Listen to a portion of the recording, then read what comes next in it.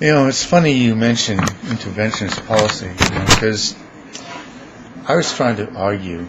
I remember I made the argument once that the interventionist policy was socialism on an international scale, and I just about blew the gaskets every conservative out there who are dead set against any kind of socialism when you say that interventionism is a kind of international socialism. It just blows their minds. They can't comprehend it. So, to an extent, I agree. I agree that it's important to keep the peace internationally. I think to a large extent the U.S.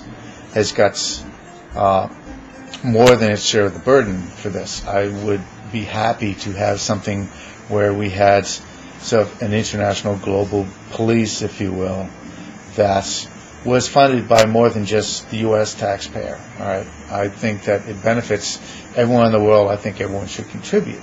Now, it could be said that, well, if it's ours, then we get to do what we want with it, including invade other countries, when it so pleases us. But I really don't like going down that path at all. I think that we really have reached an age where we have to start thinking about international law and how we're going to enforce international law, and having an international police military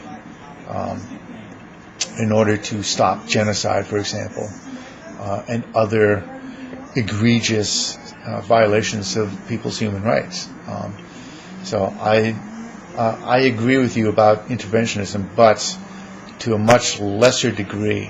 I think that for the most part we have to think about how we act in self-defense, whether or not it's self-defense on our part, whether or not an invasion is going to make things better or make things worse. Because in some cases, the military only succeeds in making things worse. Now, if there are people being killed, obviously being patient to see what happens is not a viable option. I think genocide is a clear case where we have to intervene. But I think cases with, for example, Saddam Hussein, where it could not be proven that he had weapons of mass destruction or that he posed any imminent threat to the U.S., I think because he was not at that time committing genocide, I think that waiting it out was a viable option. I think waiting out much in the way we're waiting out Cuba, and we're waiting out some other states that perhaps we don't fully agree with their governments with. You wait them out, and sometimes waiting them out is sufficient because they will find the capacity to change from within, okay? And that, I believe, is where lasting change comes from. I don't think that it is in our best interest to try and change the governments of nations from without. I don't think that works. I think fundamentally a nation, if it's going to change and wants to change, is impelled towards change. It will change from within. We saw that happen with Russia, for example, with the Soviet Union. We held them at bay, and they changed from within. Same thing with China.